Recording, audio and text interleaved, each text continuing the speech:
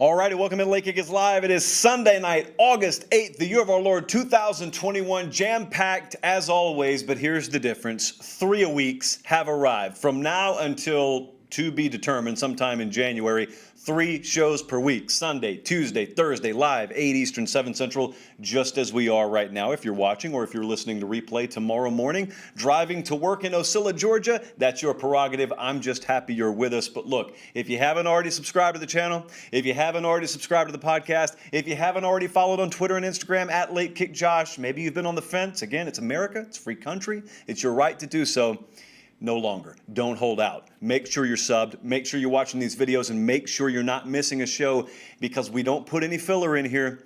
Everything that's on the bone this time of year is going to be meat, just as is the case tonight. So thank you for joining. Make sure you don't miss shows. Whispers and intel, coast to coast tonight. Camps have opened pretty much everywhere. And so we've got our ear to the ground. It's nice that we have an entire network of team insiders, and boy, are we leveraging them. So we're going to take you all over the place. Too many programs to name.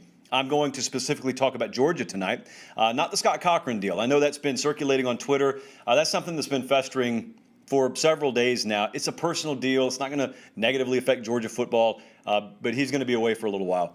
I'm not talking about that tonight. I just wanted to get that out of the way. I am talking about Georgia's offense this year because there are a lot of mixed opinions out there about what to expect from them. And see, if you're a Minnesota fan or a Nebraska fan, you may ask, what does that have to do with me? Well, Georgia, so go the Bulldogs, so goes a lot of the national title picture this year, and it could impact even teams in the Big Ten and access for teams in the Big 12. So this is a very important program to be watching this year. And the question is, are they going to flip that offensive switch like some of their other brethren have done in the SEC? Most recently, LSU, Alabama. Is Georgia going to do that? We'll discuss that. We will also discuss in great detail some great news from Miami. Things are sounding a lot more positive for the outlook of the Miami Hurricanes football program in 2021 than I think a lot of folks expected them to look, let's say, 4 months ago, which is another reminder, do not marry yourself to spring and or preseason predictions because things change. All of that's happening tonight. We are going to give you the biggest questions in the Big 12 tonight. We're going to give you the biggest questions in the ACC tonight. And Colin, my word to you, we're going to do all that in under an hour. As I told you, a whole lot of meat on the bone. And as I told you, you cannot miss shows this time of year. We've got grand season previews coming up. The Ramen Noodle Express is about to be back on the tracks. As I told you, we're going 3 nights a week now. The Pate State mascot will be unveiled within the month before the season kicks off. We've got record projections, best, worst, and most likely coming up. We've got game predictions. We have got a jam-packed month and a jam-packed season, Renaissance season for that matter, ahead. So make sure you're tuned in, following on Twitter and Instagram at LateKickJosh. And I wanted to touch on this before we dive into the show tonight. We lost head coach for Florida State for many years, Bobby Bowden. Today, this morning, is when this news came out. I saw a lot of people put it a lot of different ways. I never played for Bobby Bowden, but I grew up on him. I grew up on watching those dominant Florida State teams. But here's the way I want to put it to you. Imagine building a program from scratch to national championship contender and winner. Imagine building a brand and putting it on the map, because that's what Bobby Bowden did, no less than at Florida State. Imagine winning countless conference championships, a couple of national championships, a couple of Heisman Trophy winners. Imagine doing all that. Imagine finishing top 5 for almost a decade and a half straight, and yet when you pass away, the first thing out of everyone's mouth is about something off the field. It's about your character. It's about the immense respect they had for you as a man. And if you watched today as the outpouring of support towards the Bowden family started to come out when the news was released, that's what you saw. Everyone knows how great a football coach he is, but I think the true testament to his character was all people wanted to talk about was Bobby Bowden, the man. And the football was kind of the backdrop. It was kind of the framework with which we knew him. But Bobby Bowden was an incredible guy. Try to find someone out there today or any day talking negative about Bobby Bowden. It doesn't happen. You never hear it. And so I just wanted to speak on him tonight because that's all I ever heard about Bobby Bowden. I never got to spend time with him. I know several people who did, but I never personally got to. But I can assure you that's a guy who lived his faith out and who did a lot of things that you know about, but did immensely more for people that you don't know about. You don't know about it because he did it for the right reasons. And so I can assure you those 91 years he lived in reality were filled with enough for about 10 lifetimes. But he is, at this very moment, where he wanted to be for those 91 years and lived his entire life to do so. So rest in peace to Bobby Bowden. So glad I got to watch him growing up. It heavily influenced and shaped the way that I saw college football and part of the reason I fell in love with college football. So I am very thankful that I got to witness that. And also our condolences go out to his family.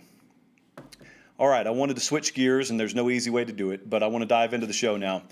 We are loaded wall to wall here, and the way I want to first start it off, as we will do pretty much every show throughout the month of August, is I want to take you across the country, and I'm going to deliver you the latest whispers and intel that we've heard. Now, right now, we're just in shells. We're just in helmets, and we're in T-shirts in some cases. We're in shorts. Pads come on this week, so it will ramp up considerably. But here's what we're hearing. The first thing that I want to let you know is we are adopting Will Shipley on the show. Now, I've spoken glowingly about this guy. It's a 5-star running back out of North Carolina, and he committed to Clemson, and I'm going to put it as plain as I can. I know it's Clemson, and I know they got a ton of running back talent up there, and they got a lot of team talent. This is going to be a guy who's the best running back on this team by November, if not sooner. And it's not that anyone else up there has screwed up. It's not that anyone else up there is in some off-field trouble. It's just that I think Will Shipley is going to be too good to keep off the field. Now, if you watch Late Kick and you watched it over the summer, we were already singing that tune. But now we start to get some validation to that opinion, and you start hearing some whispers from Clemson fall camp. It's not that the coaching staff is surprised necessarily because they know what they saw when they recruited the kid. But you always wonder how big the eyeballs are going to be and how overwhelmed even some of the most talented kids in the world are going to be once they get on campus. Well, suffice it to say, the moment has not been too big for Will Shipley. Another thing that stands out is I was reading some of Anna Hickey's work over at Clemson247.com, and she was quoting a player. I can't remember who she was interviewing, but that player just kind of casually said, Shipley, he's one of the fastest players on the team. Interesting, because he's been there about 15 minutes. One of the fastest players on their team. Now, that's important because all the other attributes that you would want in the skill set of a running back are there. He is a very advanced pass catcher for his age. He's very physical, but he's just as good on the perimeter as he is between tackles. Formerly of 24/7, Charles Power did the scouting report on Shipley, and he labeled him a complete running back prospect. And so there's no weakness necessarily. There's no area you look at and say, he's got to improve there. Well, we saw that in the spring and felt that in the spring and summer. But now you're hearing a lot of that from Clemson. So Will Shipley, we adopt about 10 players a year on this show. Welcome to the Late Kick family, Will Shipley. Complete back. Going to be a star for them on special teams, and I think he'll end up being their feature running back sometime this year. That's a guy far too good to keep off the field, even in Clemson, South Carolina. Let's move on. Let's talk about the Tennessee quarterback picture. Now, this is not a team that's going to contend for a national championship, but this is a team that's going to be very fun to watch because there's going to be a variance, wide variance, several games potentially, depending on how this whole quarterback situation shakes out. And it's a unique quarterback situation at Tennessee because it's not like LSU was shaping up to be, where it was going to be a classic two-man fight. It was going to be Miles Brennan and Max Johnson. Here, it's a solid four corners match, Colin, to steal a pro wrestling reference. Director Colin follows Tennessee very closely. And you've got the Hendon Hooker crowd out there. Then you got the Joe Mauer Power crowd.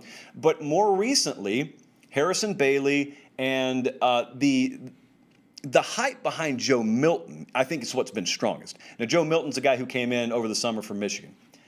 This is a time of year, and it's a time of camp that I would just caution you to be very careful because there are stars made at the quarterback position every August without fail during the acclimation period.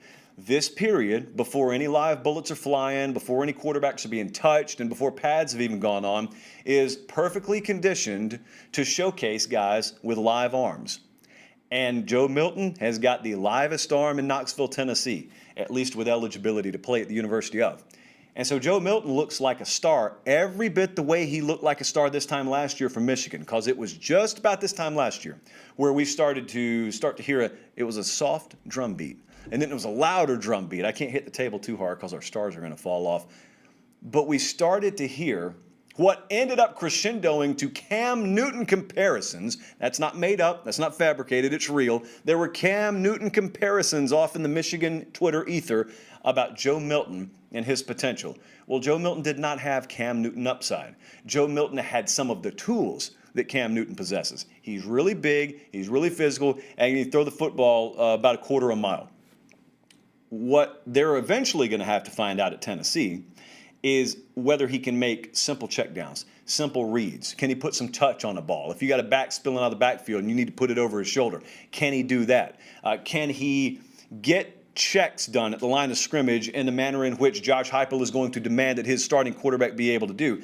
I'm not trying to sit here and knock Joe Milton out of the race by any stretch. He may very well be the starter. What I'm trying to do is temper somewhat, at least for the time being, some of the expectations that were blowing up the eye, Josh, over the weekend when some of those first whispers and intel from Knoxville started to come out. And lo and behold, the guy with the strongest arm on the team looks really good when all we're doing is really throwing against air out here. It's to be expected. So I still think this is wide open. I still have my money on Harrison Bailey, but there is very little smart money in the room right now.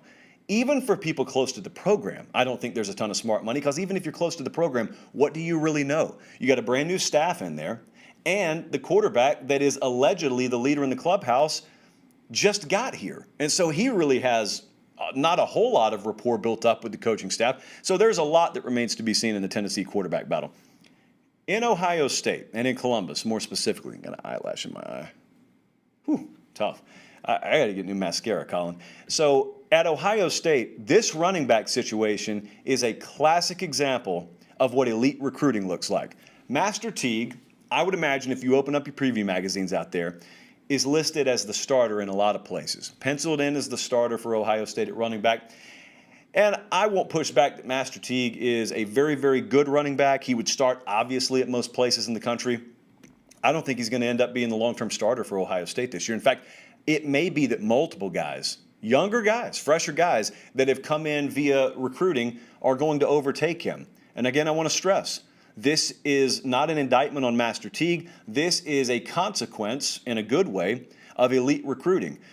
When guys like TreVeyon Henderson walk in the door, a lot of times what can happen is you're there, you're established, you've done everything right, and you just get passed over. You just get recruited over. This doesn't happen very often. Doesn't happen at many places, but this is the kind of program that it happens at, and it's a testament to the way they recruit.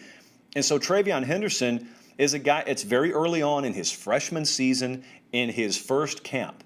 So it's not that he has established himself, it's not that he's planted his flag or anything, but it's not just TreVeyon Henderson. You remember a few months ago when we were doing some of our very initial Big Ten thoughts for the 2021 season, we started telling you that that coaching staff was in love with Mayan Williams.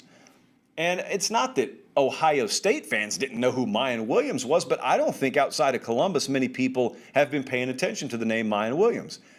And they were raving about him. Like behind the scenes, the coaching staff was raving about him. So we shared that on the show. Well, guess who's been taking RB1 reps up in Columbus? That's not the end-all be-all, but for now, that's a guy at the front of the line, and TreVeyon Henderson's right there too. Obviously, Master Teague's in the mix, but I don't know if I fast forward to November and everyone maintained their health. I don't know how I'm turning on an Ohio State game in early November and I still see Master Teague ahead of either one of those guys, much less both of them. And that's not the only names involved here, but those specifically are ones I wanted to point out. It's a knife fight every day in practice at Ohio State. And it's beautiful, but it's also treacherous because you can do everything right and you can keep your nose clean and you can stay out of trouble and still wake up and head up to the facility the next day and you look at the order that the reps are going to be taken in and your name's been bumped down a peg. And there's that kid, TreVeyon Henderson. He just turned 18, didn't he? How's he already ahead of me? Because he's that good. Because he's that good. And that's the way it is at Ohio State, Alabama, Clemson. It's why some of the best competition you'll ever see with those programs doesn't even take place on national TV. It's taking place on a random Tuesday afternoon in October at practice. That's where the hottest competition is going to be for a majority of the year at a place like Ohio State. Now I want to shift it to South Bend, Indiana. I want to talk about Notre Dame for a second. Mixed opinions out there about Notre Dame right now because they have been in playoff contention for now several years in a row. They're kind of penciled into that tier 2. A lot of you go tier 3. I put them tier 2, solidly tier 2, but they're just kind of, a lot of people sing that song of You Are Who You Are with Notre Dame. And they're singing it again this year because I can tell you what the outside perspective of Notre Dame football is this year. People want to know one question. Did you add a dynamic presence at quarterback, and did you significantly upgrade your receiver talent? If the answers to those questions, I guess there are two of them, if the answers to those questions are no, you're just going to be Notre Dame again to me. And what is Notre Dame? Well, to a majority of America, they're a good, solid program. They're not someone you can sleepwalk against. They're going to be very physical. But if you have racehorse receivers and you've got a dynamic quarterback or anything approaching those two commodities, they're not going to be able to trade points with you because that's just not the way they roll. And is that going to be any different this year is the only question. Remember when we interviewed Brian Kelly last year? He was brutally honest about this. He said, we've gone as far as we can go doing it the way we've done it, which stands to reason we got to change or add something to the way we do it. Now, obviously, that something has to come in either recruiting or, and what I think will be a more rare example at Notre Dame, the transfer portal. It's got to be a more dynamic presence at quarterback and a lot better presence in terms of explosive ability at receiver. Jack Cohn brings a lot of things. This is what I'm getting to. They have spoken very glowingly about him. He's the Wisconsin transfer. He's going to start at quarterback. Well, Brian Kelly says he's going to announce a starter at quarterback after the first scrimmage. Allow me to translate. I already know who's going to start at quarterback before the first scrimmage. So it's going to be Jack Cohn. I think everyone understands that. And they've spoken a lot about his leadership ability, and he is very much a guy who is not prone to mistakes. He's going to do what you ask him to do.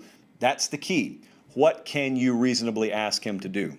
And I would say, until proven otherwise, it is safe and reasonable to assume that this is not going to be an offense that can stretch the field anytime they need to. Now, they feel, the Notre Dame staff, they feel like they have upgraded at receiver.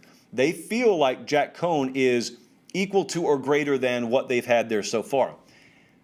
And I could grant you all that and still not have my questions answered. That's what I'm saying. So this is something to pay close attention to as well, because Notre Dame, if they were to ever get those questions answered now, Notre Dame all of a sudden goes from a team that has a ceiling of getting in the playoff to a team that has a ceiling of doing something in the playoff.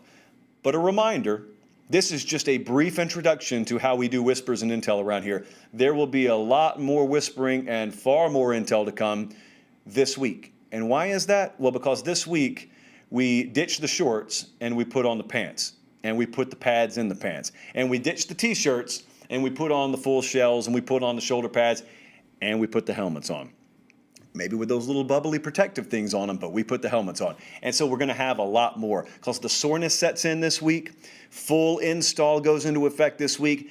Bodies get sore, minds start spinning, and then you start to find out once you've thrown it all against the wall and that sugar high of summer conditioning has worn off and you settle into the grind of camp, that's when we start to separate some of these position battles, and that's when we start to find out who's going to be for real, which of these freshmen are going to get serious looks versus which ones are eventually going to be scout team guys, and a lot of these quarterback battles. And we got several of them. I'm about to talk about some of them in a second.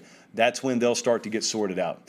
Really looking forward to this. In case you can't already tell, that will lead every show from now until we kick it off in early September or late August for some of you. Okay, I wanted to talk about a specific team here that I didn't even put in Whispers and Intel because I thought we've got enough here that deserves its own segment.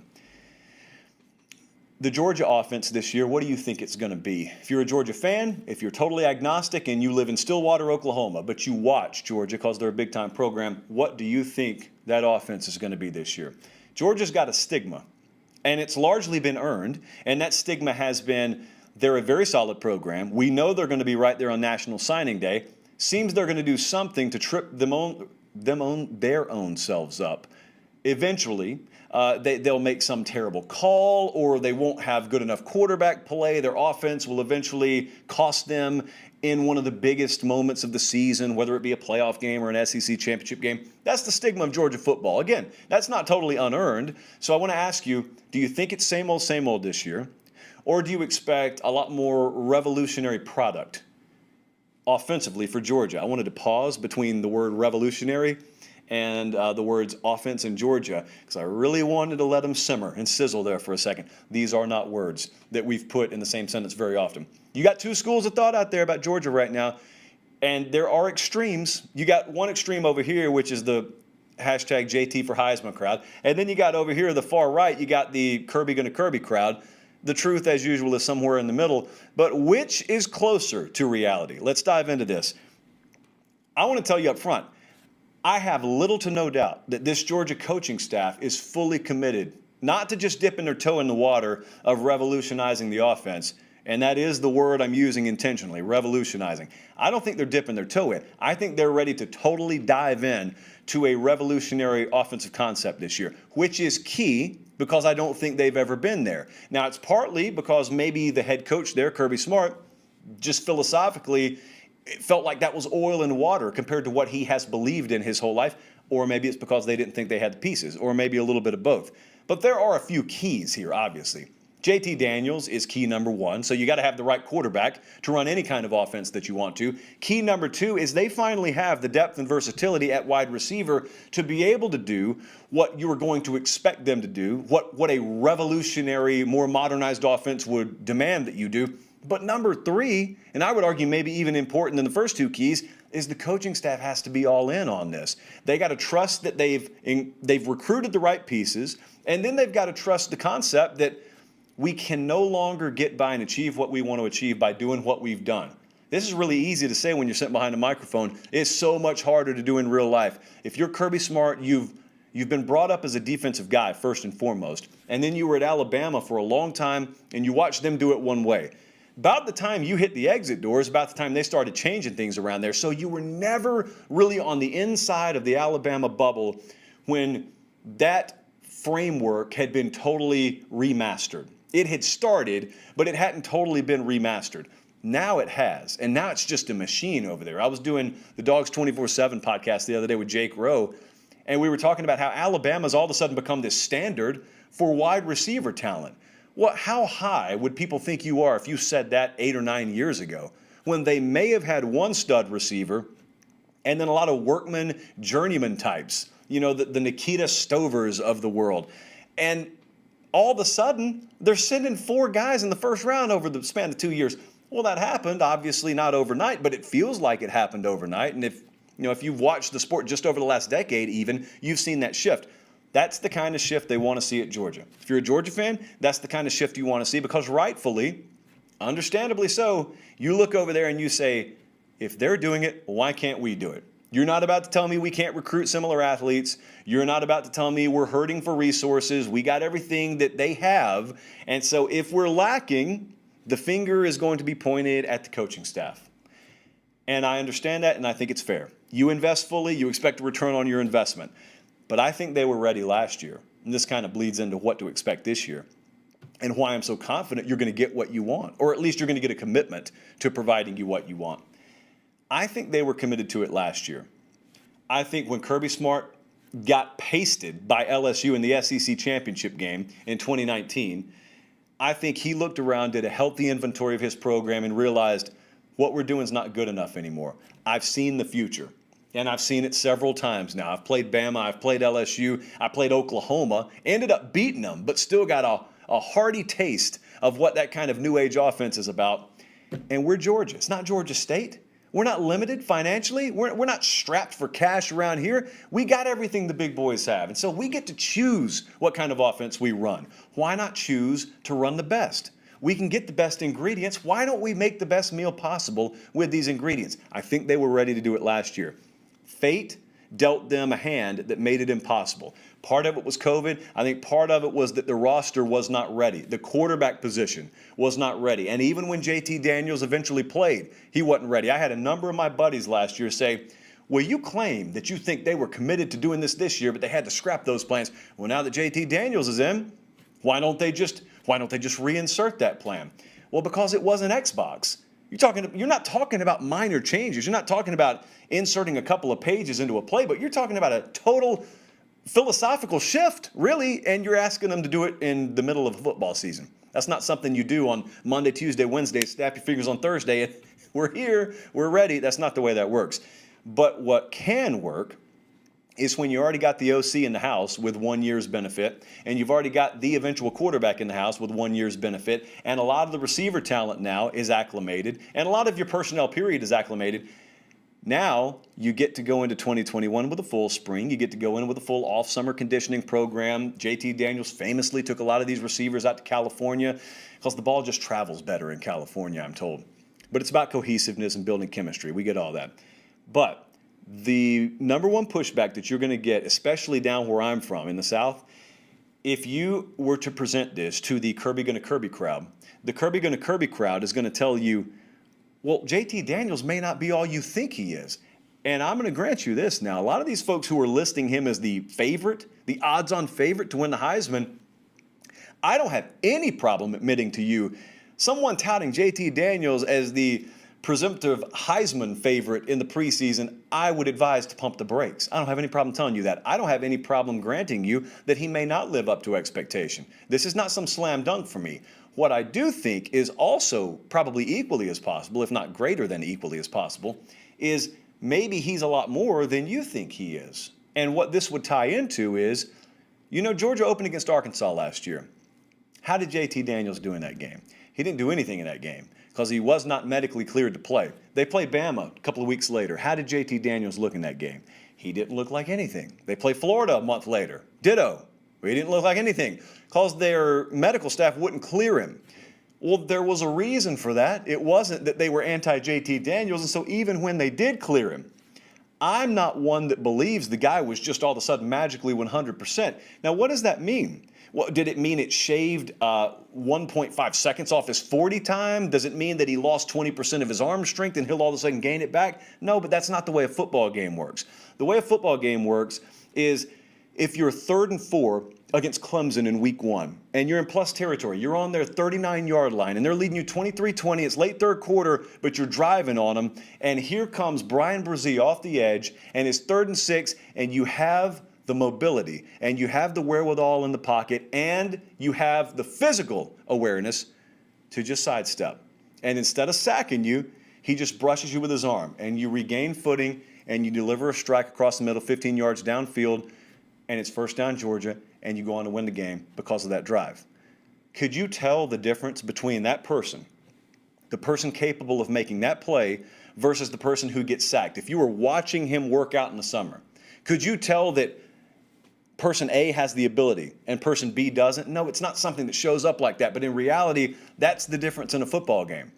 What I'm telling you is these incremental differences in one's physical ability when being cleared but not 100% versus being closer to 100% and with an entire word to recuperate could make the incremental difference in what could end up being the difference in a couple of one-possession games this year. And so I'm saying all that to tell you, I think they have the tool at quarterback now, JT Daniels, along with the versatility at receiver, to do what they wanted to do last year that they now can fully commit to doing because the ingredients are in place, and unlike last year, the calendar has cooperated with them. So it won't take long. For anyone who wants to push back on that, it won't take long. I think Colin pointed out in the spring, I said something like, I think Georgia's offense is going to be top 3 in the country. Let me correct myself. When I say top 3, I don't mean top 3 in terms of raw statistical output. They're going to be in the top 3, whether you want to go average yards per game or points per game. But I mean from an efficiency standpoint, I think they have the top end, top 5-ish potential. I think that's what they have. So that in and of itself is a very, very lofty statement, but I do not want to get boxed into this whole I predicted Georgia to be top 3 offensively. I know how that ends. I am normally the one pushing someone up against the wall who makes a statement like that, so I definitely don't want to be in that position. Probably still am, though. All right, let's move on. I want to go south a little bit, south of Georgia even. There are some things happening at Miami. So, Colin, let's start it this way. 3, 2, 1.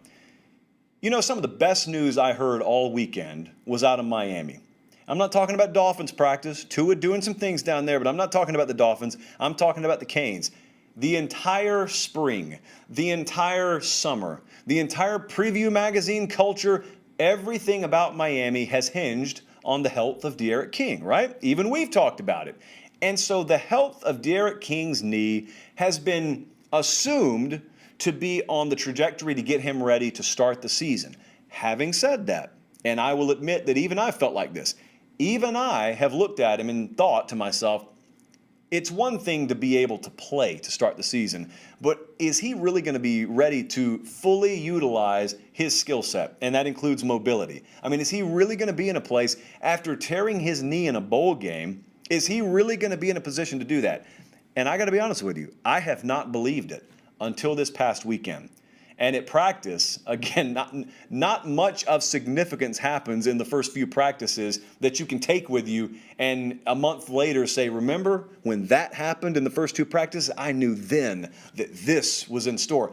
But with De'Aaron King, it may have happened. So over the weekend, they're practicing, and De'Aaron King, I wanted to say they were running some read type stuff, and he keeps. And he jukes a couple of defenders, and he just turned it loose. I mean, he fully throttled it right down the middle of the field and did what a fully mobile, 100% healthy quarterback would do.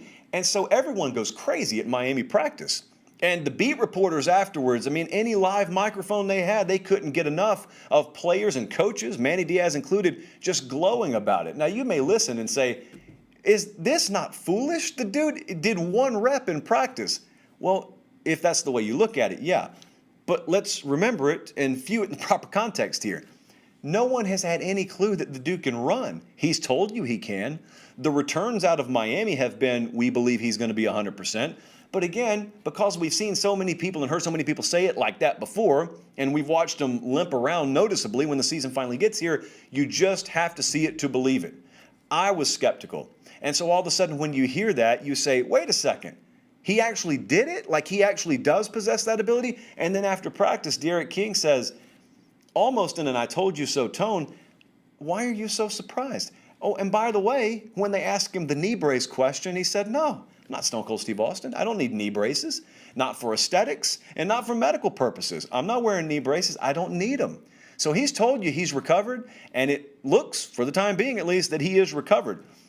And so it's been hard for me to, in some ways, it's been hard for me to fully marry myself to the idea that Miami can win the Coastal Division because I have not been able to marry myself to the concept that De'Aaron King is going to be all the way back. Well, now I believe he will be all the way back. And with that in mind, I believe Miami absolutely can win the Coastal Division. Now, a lot of folks are going to get hung up on them opening against Bama and, in all likelihood, taking an L against Alabama. That's not what you should get hung up on. Watch them. Now, if they get beat 56-3, then yeah, that's not a good thing. But watch them after the Bama game. Because after the Bama game, you're looking at the schedule right now. They've got two games that are not layups by any stretch, but they're not going to be on the national radar. They play App State, they play Michigan State, they play a directional school. And then they dive back into conference play for a Thursday game, I want to say, against Virginia. None of those games are going to peak the national meter, but they're critically important. Because whatever we learn and whatever that coaching staff learns, De'Aaron King included, against Alabama, you then get to go to work correcting those things and getting yourself at as high a cruising altitude as you can for what comes on October 16th. With 9 days rest while the Tar Heels are playing their 7th game in 7 weeks, Miami goes to Chapel Hill for a game that could very well determine the status of the ACC Coastal. And if you all of a sudden tell me that De'Aaron King is going to be 100%, and you tell me they got a month and a half's worth of games to build up to that, plus they've got a total schedule dynamic advantage heavily tilted in their favor, I'm not conceding that this is just an overwhelming North Carolina favored to win the division sort of deal anymore. I think a lot of those odds have baked into them the skepticism about De'Aaron King. So that's the first thing I want you to focus on. But now I want you to think about what I have sat at this very table, or desk, I guess we call it a desk in our world. I've sat at this desk, and I don't know how many times over the span of the last few months told you the key to balancing out college football is Miami and Florida State reclaiming the state of Florida, and Texas A&M in Texas, and USC in the state of California and Texas respectively. This could actually have a lot to do with that. They're not immediately connected, but now I want you to think forward a little ways. This is huge for Miami for obvious reasons in 2021. It helps them contend a lot more in the Coastal Division race. But number two, it helps them get their young quarterbacks in Tyler Van Dyke and Jake Garcia valuable development and repetition. But here's the third thing it does. It turns 2021 into a giant recruiting marketing campaign for Manny Diaz and Rhett Lashley and the Miami offense. We have watched it happen with Clemson. We have watched it happen with other programs where you get a star quarterback that is put on display for the nation to see. Other quarterbacks see it. Other receivers see it. And if they do what I think they're capable of doing this year, and if De'Aaron King does live up to that lofty expectation. And Rhett Lashley, with now his first full year and second year overall into the program, to be able to fully sink his teeth into this offense, if it performs at an optimum level, and every quarterback in America, including several in the state of Florida, are seeing it, and all that South Florida wide receiver talent seeing it, it could very well be what pushes a future Miami recruiting class over the top. And it could be what all of a sudden lands you one or multiples of elite quarterbacks and wide receiver talent. And it's not just wide receiver talent. A safety can look at Miami and say, oh, if the big boys are going there offensively, I can stay in South Florida and have a chance to win games at a high level. I'll stay home. Absolutely, I'll stay home. Only reason I was ever going to leave is because I didn't think I had that available to me down here. It could change a lot. And so you think about this, and in one hand, it's just one player and it's just 1 year. But on the other hand, it could be a much bigger domino than anyone realizes. So it just makes it mean so much more. When I say things like, well, they returned their top 3 receivers from last year. Well, that means as much as your quarterback and OC make it mean. It means as much as your offensive line makes it mean. I'm going to talk about the offensive line a little bit more later in the show. I mean, add Charleston Rambo from the transfer portal. What does it mean? It means as much as your offense and coordinator and quarterback can make it mean. And so it looks increasingly like that means a whole lot at Miami, maybe a whole lot more than we thought it would. Okay, let's take a breath. You would think I have investment in Miami. Almost sweaty out here. A lot more to do with the air conditioner in here than anything else. So I wanted to toss in something that we did for a couple of other conferences the other day. Wanted to offer up some of the biggest questions in the Big 12 and the ACC going into 2021. Let me start at Texas. I intentionally didn't touch on the Horns earlier in the show because I wanted to touch on this right now. There's an interesting little development at Texas. Granted, as is the case with everyone we talk about tonight, it's still very early in camp. But if you, again, are a big believer in preview magazine culture, I would imagine a lot of those preview mags had listed as the starter at quarterback for Texas this year the name Casey Thompson. And Casey Thompson may very well be the starting quarterback for Texas. But my first biggest question here in the Big 12 is, does Steve Sarkisian know who his quarterback's going to be? Because if he doesn't know who it's going to be, obviously the author and editor of a magazine can't know, nor can I know, nor can you know. Now, we can guess, but I don't think Sark knows yet. And if some truth serum were injected into him, based on what we're hearing from the first few practices in Austin, he may be leaning slightly a direction other than Casey Thompson, which would mean Hudson Card. Now think about Steve Sarkisian, and they've got a scrimmage this coming Saturday. It's going to go a long way in deciding this. But think about Steve Sarkisian and what you saw from him at Alabama last couple of years. What was paramount at the quarterback position? What took Mac Jones from a guy who couldn't get on the field and not much was expected of, and a guy that Bryce Young was going to come in and overtake? What took Mac Jones from that to being a first-round NFL draft pick? Timing, accuracy, a good enough arm, but being able to throw receivers open, or in other words, great touch. That's what took Mac Jones to eventually the level that he got taken to in Steve Sarkisian's offense. Why do I mention all of these intangibles? Well, it's because that's what they keep saying about Hudson Card out of Texas. He's the guy who throws the better ball. He's the guy who's got a little bit more accuracy. And I'm just telling you, if they were saying it about Casey Thompson, it would be affirmation for a lot of people's already held idea of what the Texas quarterback position is going to be. And so they'd say, yep, I knew it. But since it's being said about Hudson Card, people are saying, oh, it's still early in camp. Oh, it is. It is. And Casey Thompson may very well take this job by the throat when the pads go on and it's time to scrimmage. But I'm just telling you, don't discount when they say that kind of stuff about Hudson Card. Don't discount it. You don't know anything about Steve Sarkisian. You don't know anything about what he really feels about his roster out there. That staff hadn't been there half a dozen years. You don't have multiple case studies on this, in other words. So you could get a little surprise thrown your way by the time that Louisiana game rolls around. Now let's go to a team that is widely expected to contend for a national championship this year, and that is the Clemson Tigers. You think back, what year was it, Colin? It was 2018, the 2018 season at least, when they beat Alabama out in Santa Clara. Not my favorite host city in the world, but they did give me a sweet book bag that I still use every day, even to this day. So thank you guys for that. What stands out the most about that game when Clemson just mopped the floor with Bama, splattered them? Only time we've ever said that about Bama. But Bama got splattered. There was just tide all over the place out there. What stands out to me is Clemson receivers, it felt like 50 times that night, made catches on balls that weren't 50-50 balls. They were far more difficult to catch than that. I would call them like 20-80 balls or 30-70 balls. And you just see a hand. You see a hand, and boom, it's Justin Ross. That was his coming out party. And that's what stood out. Well, how do you make those catches? You have supreme athleticism, but you've got length. That's what you have.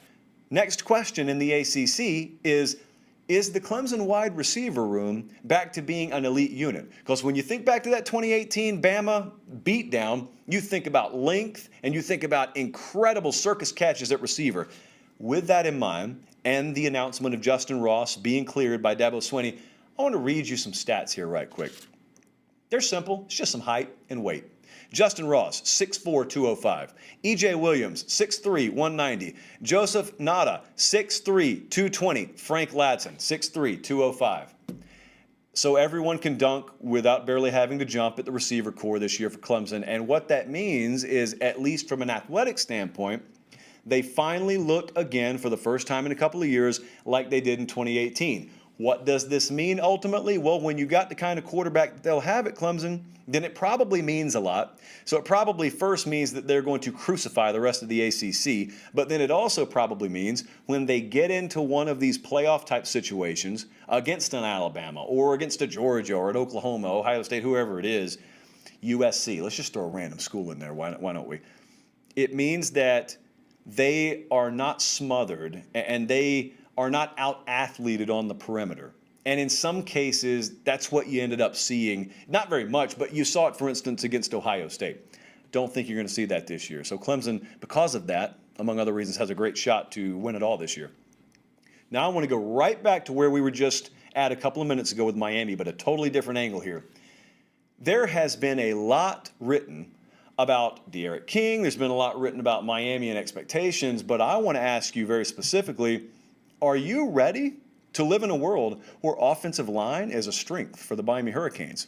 Because I can't remember in several years doing this show now the last time that we entered a season and I could honestly look at you and say, you know what I like about Miami? Offensive line. Offensive line looks good. Well, it does this year. 138 combined starts returning is close to an all-time college football record. Now, the kickback could be, well, okay, are they good? Well, I don't think they're wall-to-wall first-rounders. They may not even be wall-to-wall first-team all-ACCers. They have some candidates that fit that description. But what they have is continuity. What you have is a unit, at least, that you think you can count on. So think about the chain of events here. Everyone wants to know what D'Eriq King can do. Everyone wants to know what Cameron Harris and company could do at running back. All these receivers, they feel like they're as deep as they've obviously been under Manny Diaz at receiver. All of these pieces, Will Mallory at tight end looks to do some big things this year as Brevin Jordan departs. But all that's contingent on quarterback play. This is the same kind of thing we've said about Florida several times over the last few years, and it's the same kind of theme with Miami. And for that matter, we said it about Florida State. It's like an epidemic up and down the state of Florida at the Power 5 level. Well, Miami doesn't have to worry about the other two. But as for their own house, it looks like they've got offensive line figured out. So again, I don't want to fire off bottle rockets of expectation from Miami on the show tonight, even though it kind of sounds like I have.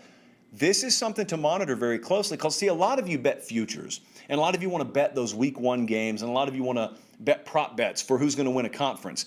I'm telling you right now that a lot of the ACC numbers have been built with the idea of skepticism towards the health of D'Eriq King and skepticism somewhat overall because of that about the quality of team Miami can have.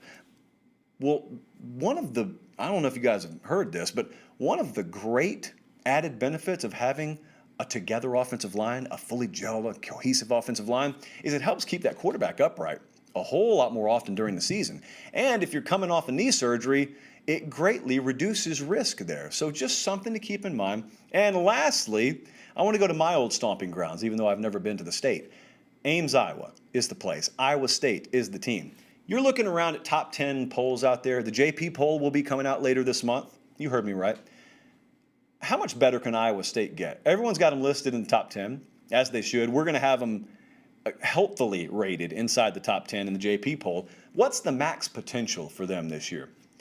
Because to reference Preview Magazine culture for a third time tonight, They check all the Preview Magazine culture boxes. They got returning starters. How many? They got 20 returning starters. Their entire offense returns. And they've got a returning head coach and an offensive coordinator and a defensive coordinator and a quarterback. They got all those boxes checked. So Preview Magazine culture would tell you they could probably go win the NFC North. Because returning starters is all it takes to win in college football, apparently. Well, we all know that's not true. It's one of the more overrated stats, but it does mean something. Having said that, how much does it mean here this year? Because Iowa State, as has been very well chronicled by this point, this is not a roster loaded up with 4- and 5-star talent. And so the fear, if you had it, would be, well, they're so good at developing guys, and they have guys without that truly elite top 5 NFL draft pick type ceiling of potential on them, that maybe they just are who they are. So maybe this team returns everything from last year, but what if that team already was the maximum potential of what it could be? I'm going to counter that, and I'm going to tell you, I think you're remembering Iowa State in 2020 being a little bit better than they actually were. What do you remember Iowa State being? Because I don't think a lot of you remember them being 9-3. I don't think a lot of you remember them losing to Oklahoma State or losing to Louisiana to start the season.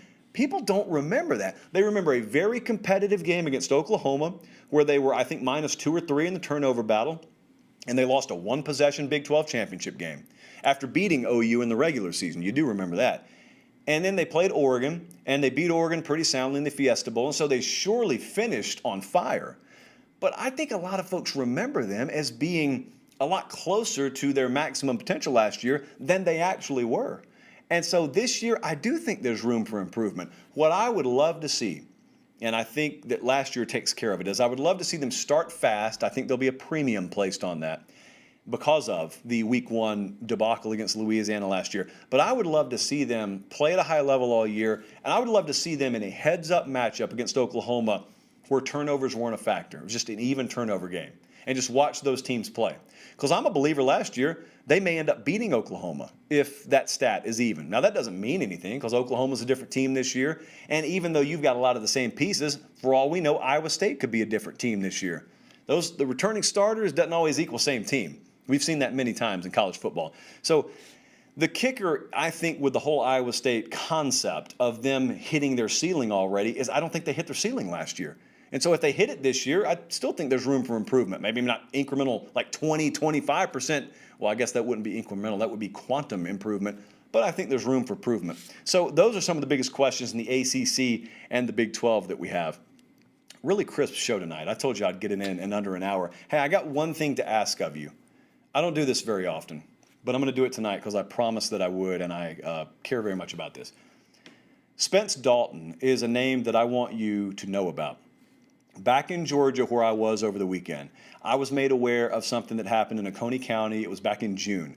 Spence Dalton is a first responder. He works for Fire and Rescue in Oconee County.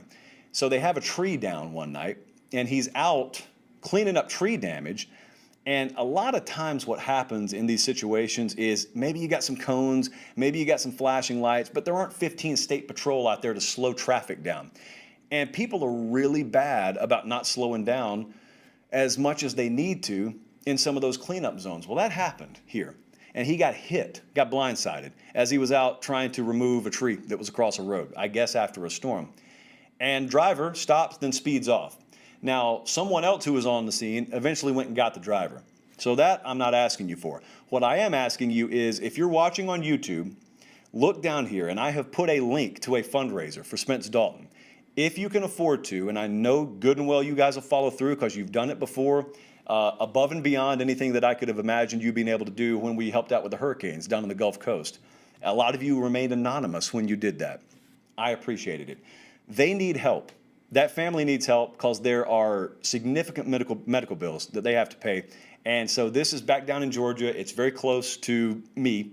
And so I, if you can, would ask that you guys check out that link and help out. Right after we go off the air, I'm going to tweet out a link to it. So one way or another, you'll be able to find it.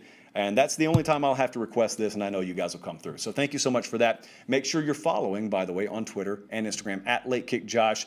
We are not going to have to wait until Thursday for another show. We'll be back here, same time, Tuesday night, 8 Eastern, 7 Central. We are wall-to-wall from now until we crown a national champion sometime in January. I don't even remember what city it is, but that's a long way away. Until then, for Director Colin, for our entire crew down in Fort Lauderdale, I'm Josh Pate, ecstatic about finally getting to camp season. See you again Tuesday night. Until then, take care and God bless.